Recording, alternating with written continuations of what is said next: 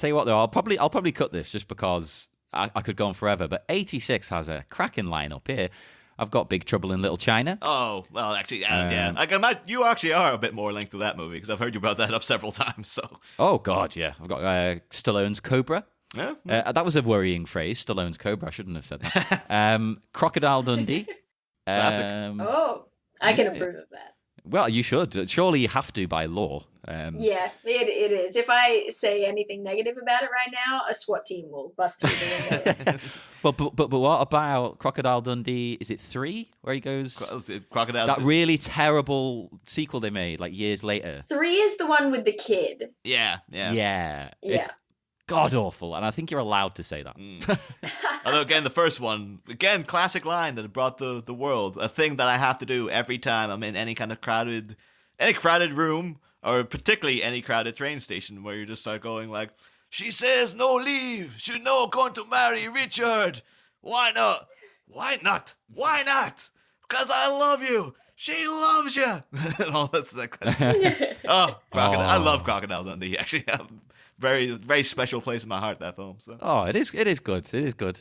I watched it again recently, actually, but the first 2. The second one's okay. I wouldn't even go to the second one, to be fair. I think I watched the second one with Omar and Mia the first time that I visited the United States, the Two Broke Geeks, because Mia has never seen either Crocodile Dundee movie. I'm saying either, not counting the third.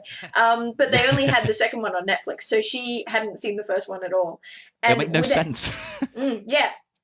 But without communicating at all, Omar and I silently decided, like, he made some straight-faced joke about how the, like, teens in the bar were originally rats in the first movie because the main guy's name is Rat or something, and he made this joke sort of saying, yeah, they were actually, it's because they were rats in the first, they were like a little colony of rats, and the main character is actually like Mick Dundee has magic powers and he transformed them into humans, and we were so straight-faced about it the whole time.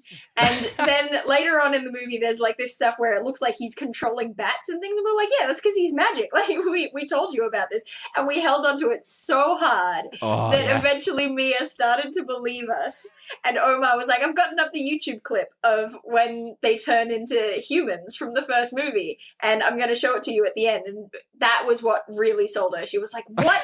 That's insane. That's insane. And then we played the video, and it was Fievel singing Somewhere Out There in An American Tale. Oh, that is beautiful. That's amazing. Imagine thinking that for that whole movie, that was the plot. Like just this cute, quirky kind of, love story. But there's an undercurrent of, he's magic. They just don't talk about it much. It's like The Good Witch. I think it could successfully come across as well, because he does seem to almost be, like, not magic, but he does have this whole, because he's so in tune with the bush and stuff, that you could almost believe it. Like, yeah, maybe... If someone told you, it's like, maybe he does have, like, mystic powers or something, But... Well, yeah, he's kind of like a shaman kind of figure. He does have a kind of mind control thing with animals. But there's no animals in Die Hard. Is there any... No, it's not. Is it the McLeans have a dog we see at any point? Or... Don't think so. I don't think so. Off the top of my head, I don't know. Thanks for joining us for yet another bonus episode / outtake / extended thingamajig. I'm going to call it exclusive because then you all sound cool and like you're in the know. Unless you're called Homer, of course, because this is the No Homers Club. Anyway, that audio you just listened to was me and Niall guest hosting, I suppose you could say, Die Hard Minute. Yes, you might remember our previous bonus episode was also an outtake from that. Oh, we're original, aren't we? That was from our second stint hosting the show, which ran from the 22nd of January 2018 until the 26th of January 2018, a full week. And our guest was the ever-wonderful Dale Kingsmill. Of course, an expert on Crocodile Dundee. She'd have to be. She'd have a cheek not to be. So if you'd like to hear that, then head on over to diehardminute.com, where you can catch our weeks and everyone else's weeks, all brilliant.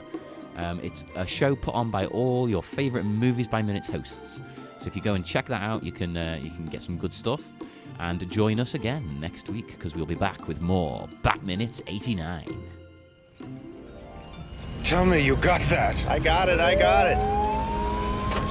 Hit your heart on Channel 5.